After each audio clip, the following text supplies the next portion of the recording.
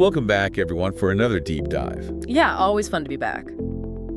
Today we're going to be looking at the 100 Years' War on Palestine by Rashid Khalidi. This one's really interesting, I think, particularly because it has that personal touch, you know? Right. It weaves his family's own experiences into this larger historical narrative. So you really see, like, the human cost of this conflict. It's not just names and dates. Right. It's about, people whose lives were completely, upended by this. Shaped by these events. So to really kind of get into this, we need to go back to the early 20th century when Palestine was still part of the Ottoman Empire. Right. Kind of a region in flux, right? Yeah. Like grappling with all these internal and external pressures. And then you have And into that comes Zionism. Zionists. This movement advocating for a Jewish homeland in Palestine. And the book really dives into, Yeah, and it grapples that dual nature of Zionism. its idea of it being both a national movement and a colonial project. Right, and it doesn't shy away from that at all. No, it really doesn't. And so in this climate, you have this really fascinating figure, Yusuf Khalidi.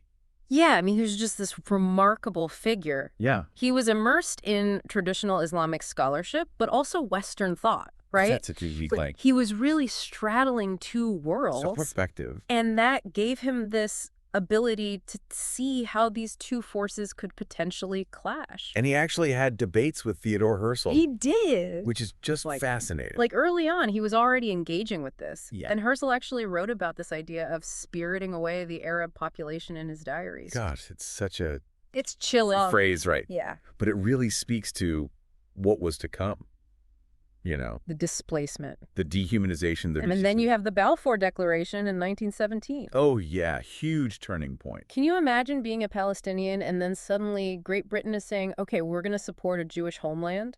Yeah, it sent shockwaves through the Palestinian community, this feeling of betrayal, like, what is happening? And the language is so interesting. It is. It talks about a national home for the Jewish people, and then it's just like, oh, and civil and religious rights for the non-Jewish communities. Yeah, very vague. Who were the majority at the time. Exactly. So you can see how this really changed the game for Zionism. Yeah. It went from a movement seeking a patron to one backed by a major power. And then on top of that, you have World War I. Right, like as if things weren't complicated enough. Which just throws everything into chaos. Yeah, and for Palestinians, it was devastating. Yeah, famine, It conscription. left them incredibly vulnerable. And that's when you really start to see this modern Palestinian national identity solidify. Right, exactly. Which really challenges that idea that there was no Palestinian identity before Israel. Oh, absolutely. This shared hardship facing this external threat, it really fostered that sense of national consciousness. And that national consciousness is immediately put to the test with the British Mandate.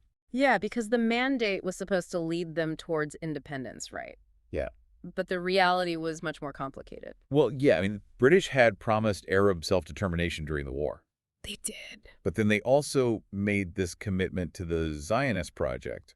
Right, so they're trying to balance these two competing promises, and it just created this system that was inherently biased against the Palestinians. It's like they're trying to play both sides. Exactly, and it just fueled more resentment and mistrust. Yeah, and the book talks about how the British gave all this power to the Jewish agency. Right, essentially empowering the Zionist movement while denying basic political rights to the Palestinians. You can see it with the Palestinian Arab Congresses. Oh, yeah. They held 7 of them between 1919 and 1928. Desperately trying to negotiate with the British. Trying to say, hey, we want independence. We want an end to this unrestricted Jewish immigration. And the British just ignored them.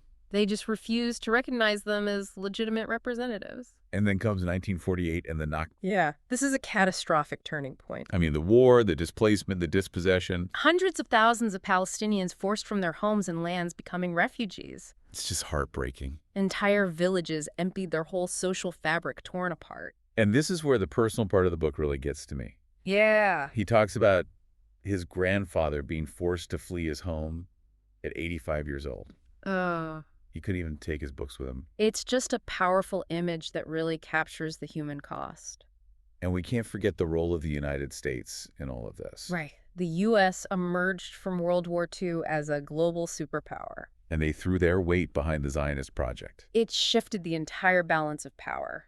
It's like Zionism transitioned from a British-backed project to an American one. And that had huge consequences, as you can imagine. Consequences that are still playing out today. Absolutely. The 1967 war, Israel captures even more Palestinian land, and the U.S. policy shifts even further. And yet, this devastating war for Palestinians also leads to a revival of their national movement. They weren't going to just disappear. Yeah, they were going to fight for their rights and their recognition. Exactly. And that fight took many forms, from armed resistance to international diplomacy. And then you have the rise of the PLO. Yeah, the Palestine Liberation Organization. In the 60s and 70s. This marks a whole new phase in the Palestinian struggle, one that really draws the world's attention. And that brings us to Lebanon. A country that becomes deeply intertwined with this story. Oh, absolutely. Yeah. By the 1980s, the PLO had a significant presence there. Yeah, which obviously created tensions. Both within Lebanon and with Israel. Khalidi talks about living in Beirut during the 1982 Israeli invasion. Right. And the siege that followed. It was brutal. Just a harrowing account. It really is. Of being trapped in a city under bombardment. It was a major escalation of the conflict. And one that's often overlooked. Yeah, people forget about the impact it had. We can't forget that the U.S. fully backed this invasion. Right. The Reagan administration basically gave Israel the green light. Knowing full well the consequences. Absolutely. And, of course, we have to talk about the Sabra and Shatila massacre. Yeah, that's a dark chapter. Here, hundreds of Palestinian refugees murdered. It's a horrific event. The book really lays out the details. And it implicates the Israeli army. Yeah, under Ariel Sharon. They allowed the militias into the camps. Knowing what they were going to do. They even provided logistical support. Just a stark reminder of the human cost of war. And how political decisions can lead to these atrocities. We also have to remember that the U.S. bears some responsibility here. Oh, absolutely. Through their support for Israel. So what happens after the war? Well, the PLO is forced to relocate to Tunis.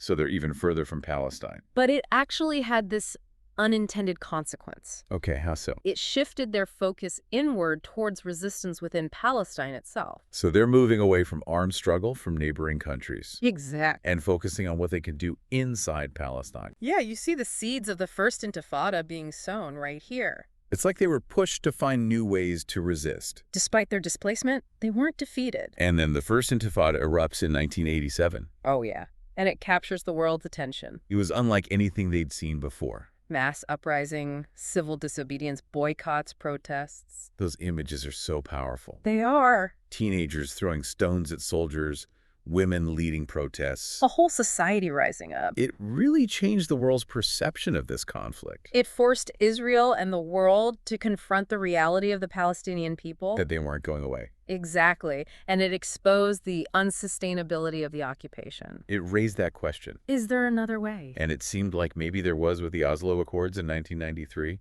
Yeah, Oslo was a moment of hope. That handshake between Arafat and Rabin. It felt like a new era. It established the Palestinian Authority. Right, giving them some self-governance. But it was flawed. Oh, deeply flawed. Like a bridge to peace that was never finished.